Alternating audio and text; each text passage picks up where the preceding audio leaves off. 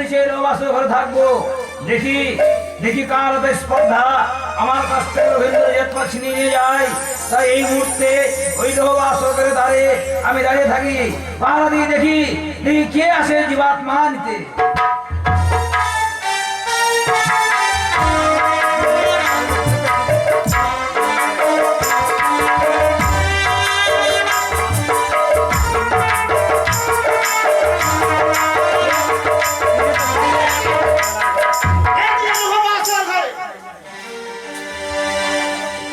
তার আগে জানতে চাই তুমি কে? তুই জানিস না মূর্খ, আমি জন্ম। সামান্য যমরাজের জন্ম যেহেতু তোমার সালন, তুমি জানো না? জানো জন্ম আমি হচ্ছি নাগ শ্রেষ্ঠ মঙ্গরাজ। তুমি এত এত গভীর রাত্রে এই লোহবাসর ঘরে কেন কি প্রয়োজন তোমার? তুমি জানো না এই পৃথিবীতে যে কোনো জীবের মৃত্যু হোক না কেন, একমাত্র জীবাত্মার অধিকার আমার প্রভু। চুপ করো, সে কথা আমার অজানা নয়। হ্যাঁ, বিশ্ব ব্রহ্মাণ্ডে যত জীব পড়ে সেই জীবের অধিকারে একমাত্র রবীন্দ্রনন্দন ধর্মরাজ্য। কিন্তু এই জীবের জীবাত্মার অধিকার একমাত্র মা পদ্মাবতী। কেন না? পদ্মাবতী নাগে করেছে দংশন, এ হচ্ছে বাদের মরা। সে বাদের মরা হোক না কেন, একমাত্র অধিকার আমার প্রভু। তুমি কি বলতে চাও? আমি বলতে চাই লক্ষ্মী করে জীবাত্মাকে ছুড়ে যাবো আমার গুরুদেবের কাছে। তুমি কি করে ভাবলে? তুমি কি করে ভাবলে দুধ যে আমার হস্ত থেকে লোকের জীবাত্মা তুমি জমালে নিয়ে যাবে? এত বড় তুমি দুঃশ্রদ্ধা তোমার। তুমি জানো না এই মুহূর্তে তোমায় আমি এখান থেকে পাঠিয়ে দেবো সেই জমালে। হাসালে তুমি, হাসালে সামান্য ভক্তরাজ হয়ে তুমি আমার সাথে করতে চাইছো রন? লক্ষ্মীন্দরের জীবাত্মার সাথে তোমার জীবাত্মা নিয়ে যাবো আমার প্রভুর কাছে। আর তুমি যদি রন করতে চাও দেখি তোমার বাহুবলে কত শক্তি রয়েছে। কারো রন রন। কেন ভয়ে ভীতু হয়ে গেলে? আমিও তোমার বাসনা মিটিয়ে দিচ্ছি। বাজাও বাজাও রণঘড়ি, এই মুহূর্তে বোঝা যাবে কে কে বীর আর কে কাপুরুষ। বাজাও।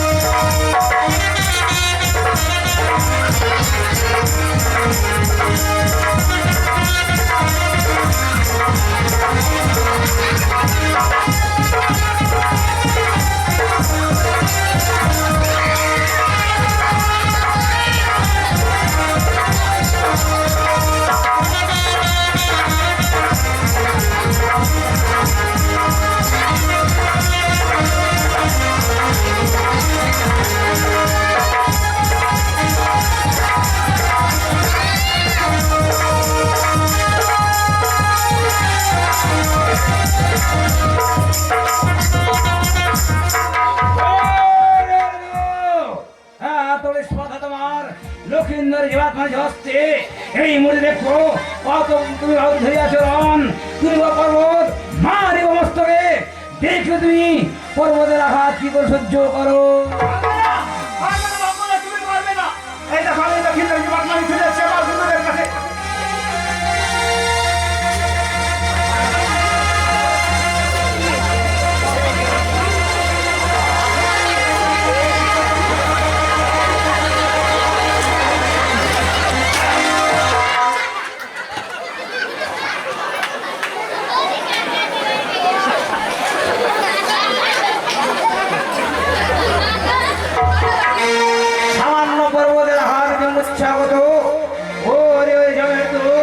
তুমি জানো না আমি নাগ শ্রেষ্ঠ মঙ্গরাজ, তুমি আমাকে কিছু পরাস্ত করতে পারবে না।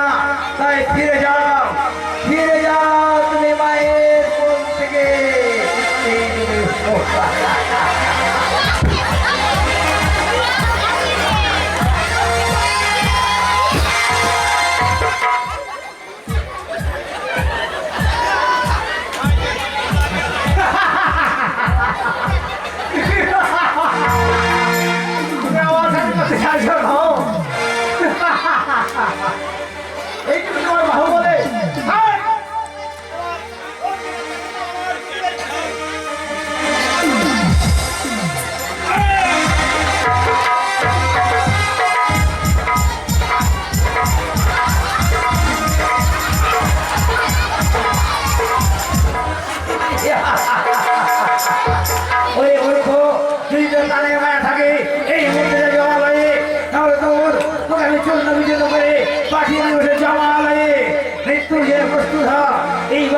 আসতে রাখতে পারবে না।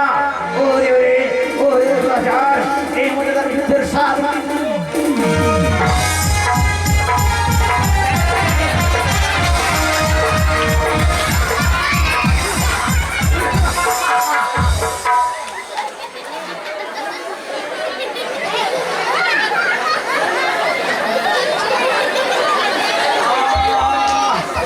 চিত্ত মোর যাইতেছে যদিয়া।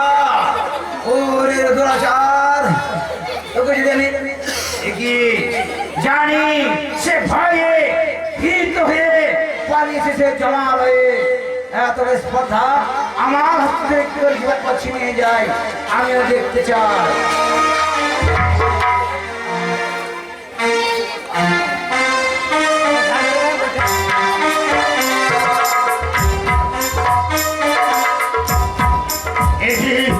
আমার যদি ফাটিয়ে দি সাঁওতালি পর্বতের উহবার সরে করে লক্ষিন্দর জীবত পরিবার ধরে এত বিলম্ব হচ্ছে কেন? আমি কিছু করতে পারছি না। আমি দেখি ঘরের সময় বিশ্রাম করে ও তো সমাজ আমার যদি ফিরে আসে ওই লক্ষিন্দর জীবত পাড়ি। আমি এসেছি গুরুদেব। লক্ষিন্দর জীবত পাড়িয়েছ? যাও যাও বলে লক্ষিন্দর জীবত গুরুদেব না, আমি লক্ষিন্দরের জীবাত্মা নিয়ে আনতে পারিনি গুরুদেব। কি হ্যাঁ, কি বললে? লক্ষিন্দর জীবত আনতে পারোনি কেন? সেখানে লক্ষিন্দরের জীবাত্মা পাহারা দেয় বড়সার দুধ বন্ধরা, তার সাথে হয় আমার ভীষণ রব। রণে পরাজয় আমি পালন করেছি গুরুদেব। ঠিক সামান্য পত্তার বঙ্করাজের সাথে তুমি পরাজিত হয়েছ। ঠিক ঠিক কথাকার পুরুষ মনসাধুরের সাথে পরাজিত হয়েছে। কোথায় রেখে বলে বঙ্করাজ? লোক বাসর ঘরে রয়েছে। বাসর ঘরে? তবে আর বিলম্ব না যোগ ধরে এই মুহূর্তে যাবো সেই বাসার ঘরে। লক্ষিন্দর জীবত পানিয়ে খেলো, এই বঙ্করাজ কোনো অধিকার নিয়ে যাবে। এ সদস্য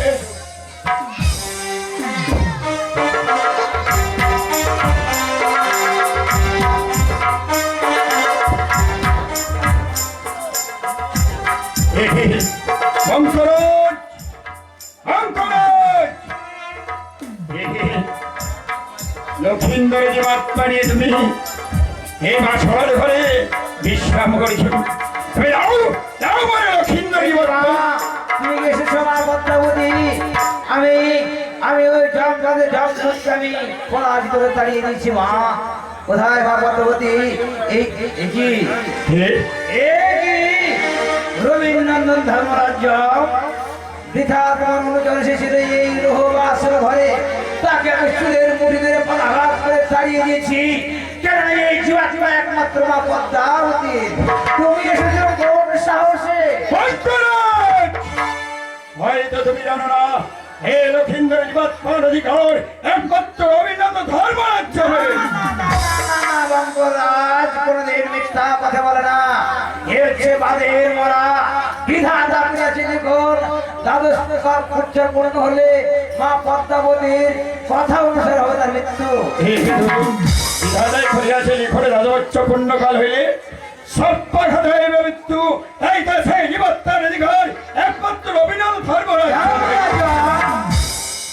তুমি ভুলে যেও না, বিধাতা মা পদ্মাবতীর কথা অনুসারে লিখেছে, তাই সেই জীবাত্মা একমাত্র মা পদ্মাবতী। বঙ্করাজ, হয়তো তুমি জানো না বঙ্করাজ, এই পৃথিবীতে যত মৃত্যু হোক না কেন প্রত্যেক জীবের অধিকার একমাত্র অভিনন্দন ধর্মরাজ্য হবে।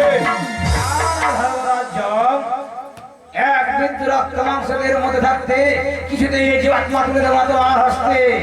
পরিমাণু তবে লক্ষিন্দর জীবত পাঁচবে না কিছুতে তবে ধরস্ত্র করুন বিলম্ব নেই কোনো প্রয়োজন। আমি ভীত নই, এই মুহূর্তে প্রস্তুত রণ করার জন্য। তুমি প্রস্তুত ধর্মরাজ্য।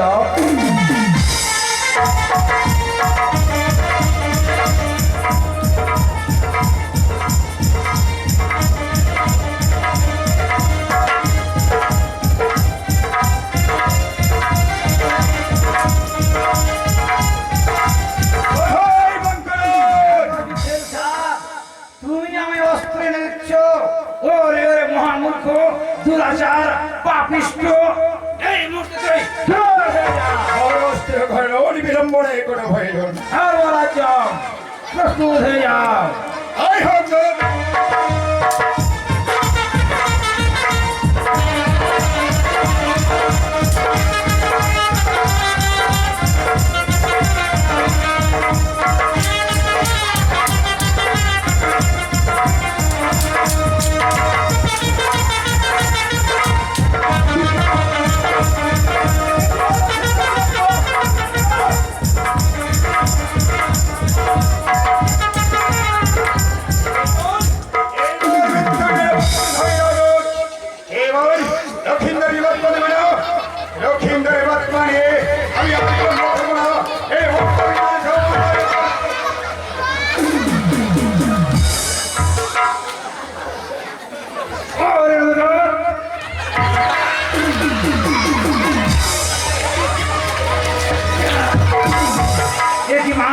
আমি হেরে গেলাম মা, যমুনা জীবাত্মা নিয়ে করেছে পলায়ন।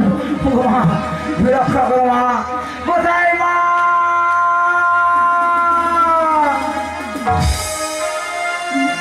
আমি লক্ষিন্দরের জীবাত্মা রক্ষা করতে পারলাম না মা। ও মা, আমি রক্ষা করতে পারলাম না মা। কি রক্ষা করতে পারোনি? ওই লক্ষিন্দরের জীবাত্মা না, লক্ষিন্দরের জীবাত্মা পাঠা দিচ্ছিলাম, আর ওই সেই যমরাজ যন্ত্র এসেছিল তাকে আমি পরাজিত করেছি মা। কিন্তু যমরাজ নিজে এসে আমার কাছ থেকে ছিনিয়ে নিয়েছে মা।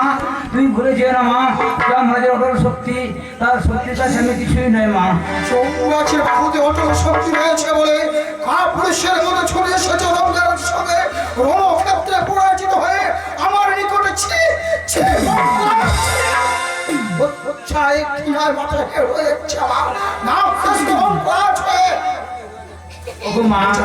তুমিও ভুলে যেও না মা, হতে পারো তুমি শ্রীনন্দিনী পদ্মাবতী, কিন্তু যমরাজের সহিত তুমি মল্ল দিতে কখনোই পারবে না।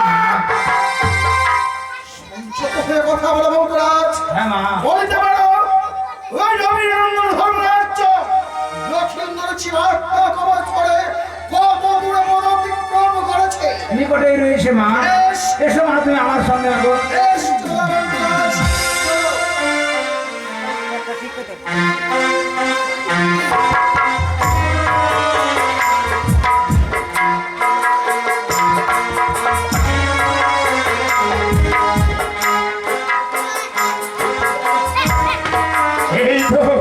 এই তো আমি লক্ষিন্দরের জীবাত্মা পেয়েছি।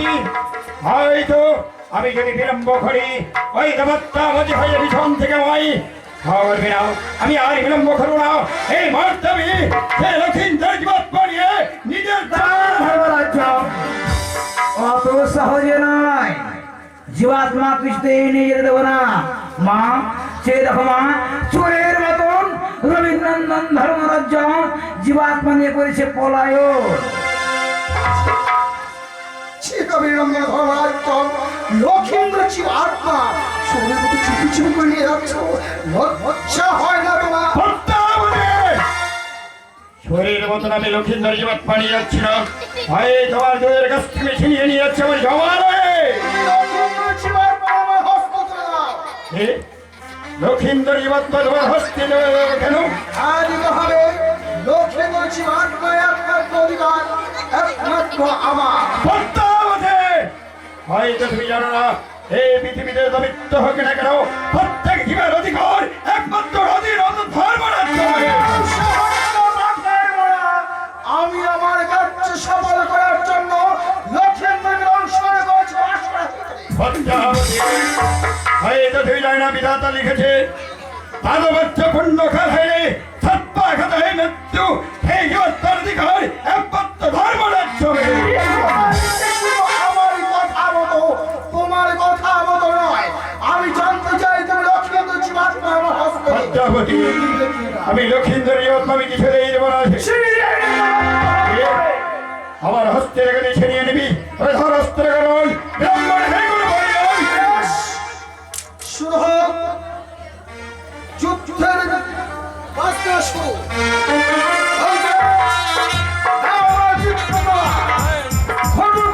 মহাপ্রভু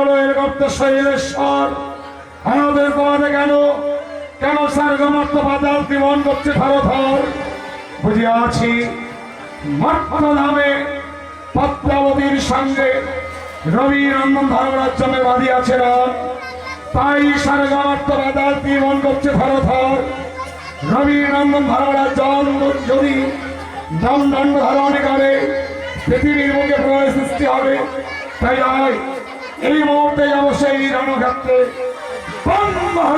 রাষ্ট্রপতি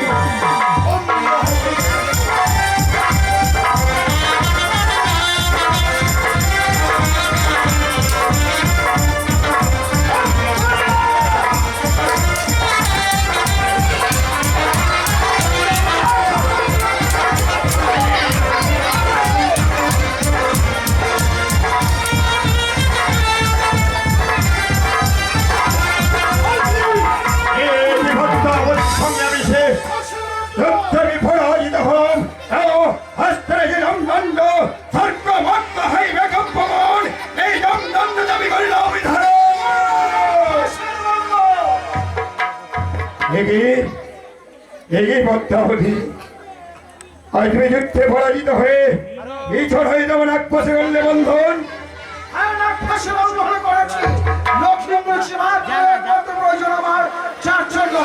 আর এই মুহূর্তে চলো তুমি আমার সঙ্গে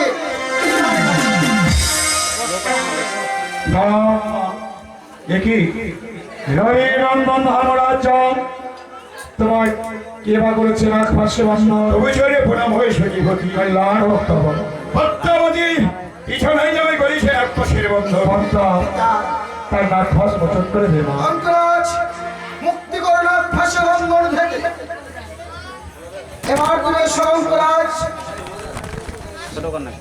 মা পদ্মা পিতা রবি নন্দন ধর্মরাজ্যকে কেন বা করেছিস পাশে সে কথা রবি নন্দন ধর্মরাজ জমি বলুন পিতা ভারত রবি নন্দন কিবা কারণে পদ্মাবতী তোমায় করেছে নাক ফাঁসে বন্ধ লক্ষিন্দরের হইতে সত্যাঘাতে মৃত্যুর উপবাস সমরে ঘরে জল খাবা সেই জীবত পাড়িয়ে তার বংশরাই করেছিল ফলায়ন পদ্মার কাছ থেকে আমি সেই লক্ষিন্দর জীবত পাড়িয়ে এসেছি নিয়ে এসে নিজের জমা হইলে জানেন এই পৃথিবী যত মৃত্যু হবে না কেন প্রত্যেক জীবের অধিকার একমাত্র রবীন্দ্র ধর্মরাজ্য হবে করেছিস মা সত্যই পৃথিবীর মুখে যে কোনো জীব মরতে গেলে সেই জীবের আত্মার অধিকার রবি নন্দন ধর্মরাজ্য হবে লক্ষ্মীন্দর হচ্ছে রাত ফেরানোরা লক্ষ্মীন্দরকে অনুসরণ করেছে আমি আমার এই যে কার্য সমাধান করার জন্য তাই লক্ষ্মীন্দর জীবাত্মার অধিকার হলে একমাত্র হবে রবি নন্দন ধর্মরাজ্য তুমি করেছো মহাবুর এই আত্মার অধিকার একমাত্র মা পদ্মাবতী পদ্মাবতী পূর্ণ অধিকার আছে লক্ষিন্দর জীবাত্মার অধিকারী বিধাতা করিয়াছে লিখুন দানবত্য পুণ্যকাল হলে সব পাখাতে হইবে বলুন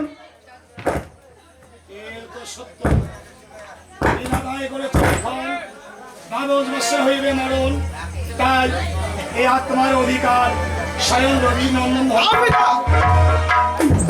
হয় কি করে বিধবা লিখেছিল একমাত্র আমার কথা আমাদের বাছার লাগে তাই আমার কথা আমাদের যখন লিখেছে তাই তাই জীবাত্মার বিচার অধিকার একমাত্র আমার বিচার আমি ওই কৈলাস স্থানে ন্যায় বিচারক আজ যদি আমি ন্যায় বিচার করি আমার বিচার তোমরা মেনে নেবে তুমি যা বিচার করতে আমি মেনে নেবো সারা রবীন্দ্র ধর্মরাজ্য আত্মা তোমার কাছে রয়েছে তোমার কাছেই থাকবে যেই দিন পদ্মাবতী ওই আত্মার প্রয়োজন পড়বে সেই দিন লক্ষ্মীন্দর আত্মা তুমি পদ্মাবতীর হস্তে তুলে দেবে আদেশ করে সচিবতী আপনার বিচার আমি মেনে নিলাম আরো একটি কথা রবীন্দ্র ধর্মরাজ্য আজ থেকে জেনে রাখবে পৃথিবীর যে কোনো জীবকে সাথে দংশন করলে 6 মাস 6 দিন সেই আত্মার কাছে রবীন্দ্র ধর্মরাজ্য যাবে না 6 মাস 6 দিন আত্মার অধিকার থাকবে মা পদ্মাবতীর আমার বিচার তোমরা মেনে নিলে তো? মেনেছি সতী আমি মেনে নিলাম, তুমি যে বিচার করেছো আমি সেই বিচার মস্তক পেতে গ্রহণ করলাম। তোষরে প্রণাম হই। কল্যাণ তব। তাহলে আর বিলম্ব নয় মা, তাহলে আর বিলম্ব নয় রবি নন্দন ধর্মরাজ্য। এই মুহূর্তে আমরা নিজ স্থানে করিব গমন। এই উপায়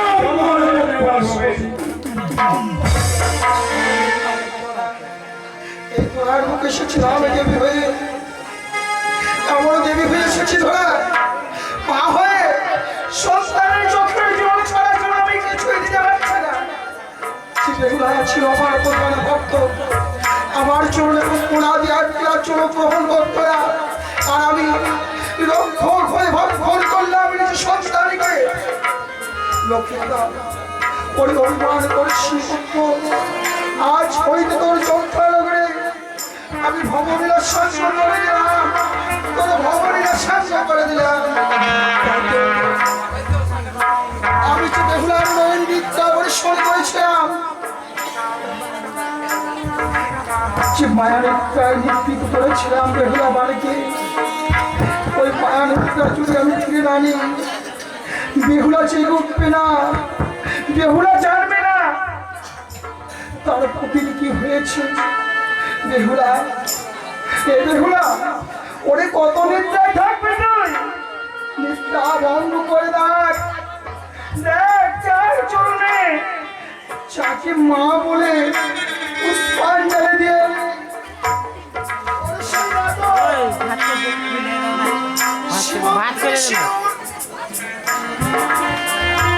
গায়ের হলো ওরে বাসেরও বাসি হতে দিলাম না, মিশিয়ে দিলাম বেহুলা, ওরে মিশিয়ে দিলাম তোর সীমন্তের সিঁদুর 6 মাস 6 দিনের জন্য।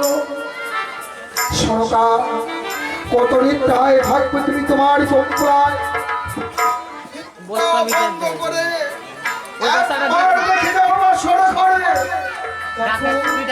আমি আমার কালে হাত দিয়ে দুর্লভ রক্ষে দর্শন করেছি, বংশে করেছি দুর্লভ রক্ষে করেছি, আমি আমার কালে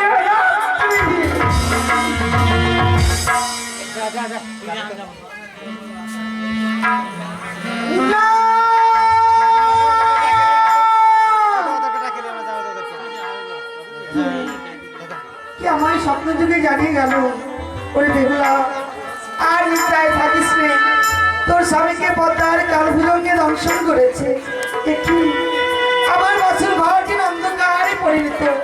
না না, আমি একটিবার বাসনে প্রদীপ জ্বালিয়ে আমার স্বামীকে আমি খুঁজে নেব, আমার স্বামী কোথায় রয়েছে তার একটিবার বাসনে প্রদীপ খানা জ্বালাবো। নিভিল বাছুরের বাতি কে নিভাইয়ে দিল, ওরে মানি রতনি বাতি আমার কে হরিয়ারে নিল, বাতি জ্বলিয়াই না জ্বলিছে গো।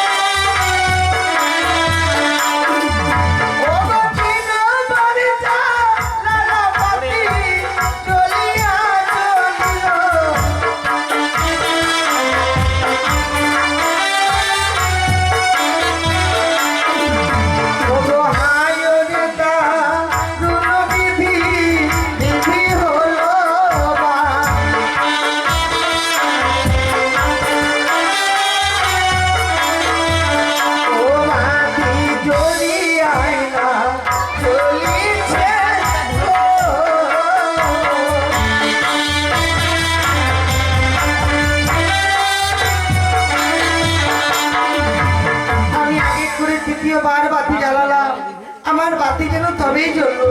কিন্তু আমার স্বামী কোথায় রয়েছে? কি আর যেন স্বর্ণ পালঙ্ক পরিত্যাগ করে দিয়ে এই ভূমিতে গড়াগড়ি যাচ্ছে। না না, এ হতে পারে না। ওগো ওগো, তুমি কথা বলো, একটিবার সাড়া দাও, একটি বাসনে সর্প। না না, এই মুহূর্তে আমি বাসনে সর্পকে আমি স্বর্ণ দর্পণ দ্বারা তার পুচ্ছ করিলাম হয়েছে তো। ওগো বলো না, তোমায় কি সর্পে দংশন করেছে? ওগো তুমি সাড়া দাও। আমার উপর অভিমান করেছে তাই না? তুমি স্বামীকে কিভাবে সেবা দিতে হয় সেটুকু আমি মায়ের কাছে শিখে দিতে পারিনি গো। আমার যদি কোনো অপরাধ হয়ে থাকে, ভুল করে থাকি, এই দুঃখিনী বেহুলাকে ক্ষমা করো গো।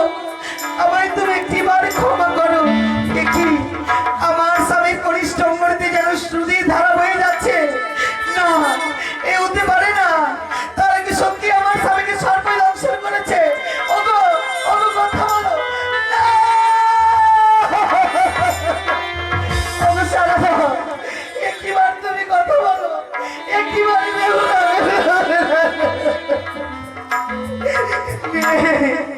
যে পাখি কথা বলবে সেই পাখি এই হতভাগীর কাছ থেকে অনেক দূরে উড়ে চলে গেছে। হায় রে আমার ভাগ্য, একটি আমি স্বামীকে বাঁচিয়ে রাখতে পারলাম না।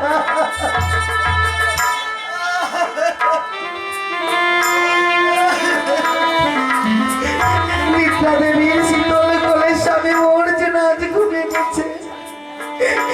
যে সুখের জায়গায় গেছো, সেই সুখের জায়গায় তুমিও দুঃখিনীকে কেন নিয়ে গেলে না বলো? আবার তুমি একটিবার কথা বলো। কে কার অপরাধী করেছিলাম? আমার এই সীমন্তের সিঁদুর কেড়ে নিল, একটিবার বলে না।